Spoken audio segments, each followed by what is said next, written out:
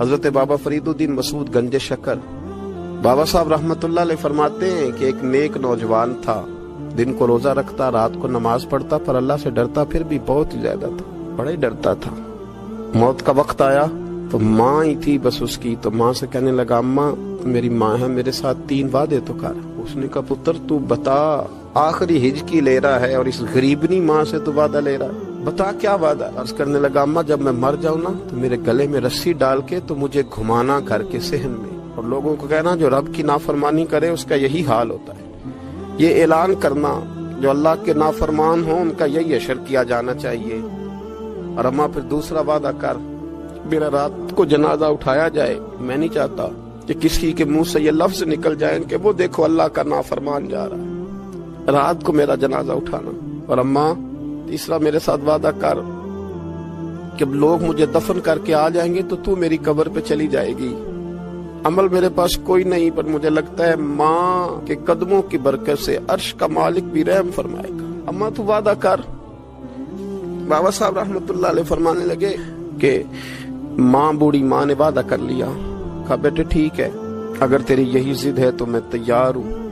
پھر اس نے کلمہ شہادت پڑھا، اس نوجوان کی روح پرواز کر گئی۔ بوڑھی ماں نے رسی منگائی تو ولی من خاف مقام ربہ جنتان، جو ڈر جائے، اس نے تو کہا تھا نا کہ رسی ڈال کے گھمانا اور کہنا یہ اللہ کا نافرمان ہے، اس کا یہی اشر ہونا چاہیے تھا۔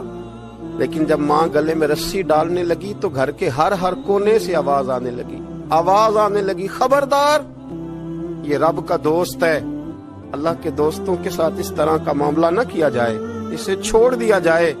اور کہا تمہیں کچھ بھی اور کرنے کی ضرورت نہیں ہے، یہ تو رب کا دوست ہے اور رب کی بارگاہ میں حاضر ہو گیا۔ کوئی بندہ کہے گا کہ یہ تو ایک بابا فرید کا سنایا ہوا واقعہ ہے، سنیے بخاری میں حدیث ہے، نبی پاک صلی اللہ علیہ وسلم نے فرمایا، حضرت ابو ہریرہ رضی اللہ تعالیٰ عنہ راوی ہیں، حضور فرماتے ایک شخص مرنے لگا تو اپنے بچوں سے کہنے لگا کہ میں جب مر جاؤں تو مجھے جلا دینا، اور پھر میرے جلے ہوئے وجود کو پیس دینا، پھر مجھے ہوا میں اڑا دینا۔ پتر مجھے اڑا دینا، مجھے بڑا ڈر لگتا ہے، اگر رب نے مجھ سے حساب پوچھا تو میں قابل نہیں ہوں، اڑا دینا مجھے ہواؤں میں، اگر اس نے مجھ سے حساب لیا تو بڑا سخت حساب لے گا۔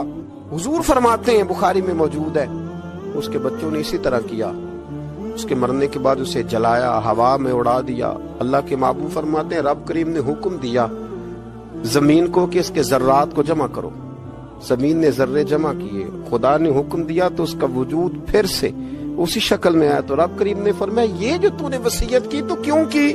اللہ جانتا ہے کہ نہیں جانتا؟ یہ کی تو کیوں کی؟ تو وہ پڑا کہنے لگا اللہ میرے اندر تو طاقت نہیں تھی تیرے سامنے کھڑا ہو کے حساب دے سکوں، تجھے منانے کے لیے تیرے خوف سے ڈر گیا، میں ڈر گیا۔ اگرچہ ہمارے بزرگوں نے لکھا ہے کہ آج یہ وصیت کرنا، اس رنگ میں یہ طرز اختیار کرنا درست نہیں، لیکن آپ غور فرمائیے کہ نبی پاک علیہ السلام فرماتے ہیں جب اس نے کہا نا اللہ تجھ سے ڈر کے یہ کیا، تو رب کریم نے فرمایا جا پھر میں نے تیری مغفرت کر دی، کیونکہ اللہ کو پتا تھا یہ دل سے بات کر رہا ہے۔